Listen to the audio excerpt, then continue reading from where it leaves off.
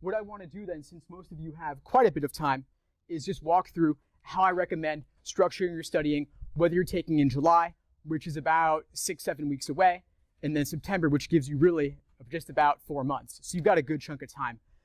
I recommend breaking your studying into 5 different phases. So LASER is learning, accuracy, sections, exams, and review.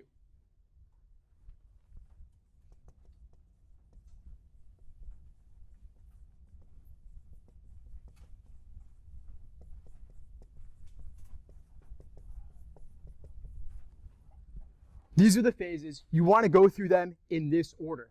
Learning is just basically reviewing textbooks and learning the basics, doing drills, learning the foundational aspects of the exam, what the different sections are, games, reasoning, reading comp, the different question types within these sections. Accuracy is doing questions untimed, perhaps by type, and just giving yourself a chance to learn the material and apply what you've learned from the textbooks to the actual questions. You're not worrying about timing at all, because timing is a huge extra constraint on this exam. Instead, you're just focusing on getting things right. Then later, you can move on to learning it and getting it right under timed conditions. That's what sections are for. Individual timed sections of 35 minutes, unless, of course, you have accommodations. Some people will get time and a half. Some will get double time, but most people are getting 35 minutes. And learning how to do 23, 24, 25, 26, 27 questions within that constraint is a whole nother aspect of prep. Then you have your exams, which are full-length timed exams, 5 sections, not 4.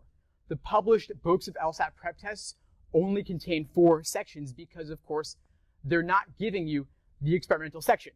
The experimental is going to be used later on a future test administration, but on your test, whether you have accommodations or not, you're going to be doing an experimental section. And what that means is you got to get ready to do 5 full-length, 35-minute timed sections with only a short 10 to 15-minute break somewhere in the middle.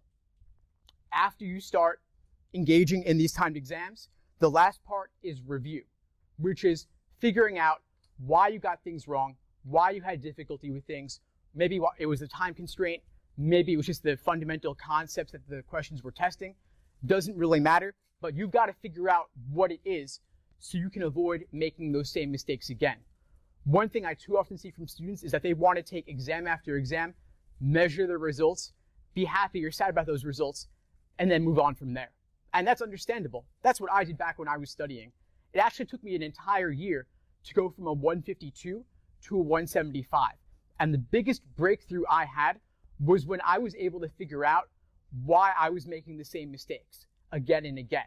Because even just a set of 10 exams could be enough to review. If you review those in depth, that could be enough material to show you pretty much everything the exam could potentially test you on. But people want to do all 86 numbered exams and the other 7 that are unnumbered, so that brings you to nearly 100. But does that mean that 5 years from now you should do another 15 exams also and increase to 105 perhaps? Like, no, that's not the point. The point is take the most recent 10, 20, 30 exams, work within those specifically. Maybe you want to do exams 62 to 71, untimed, by type, in your accuracy phase. Then use 72 to 81 as timed sections. Use 82 to 87 for your full-length timed exams, and maybe mix in some earlier ones as well. But it's really important that you don't neglect the review process.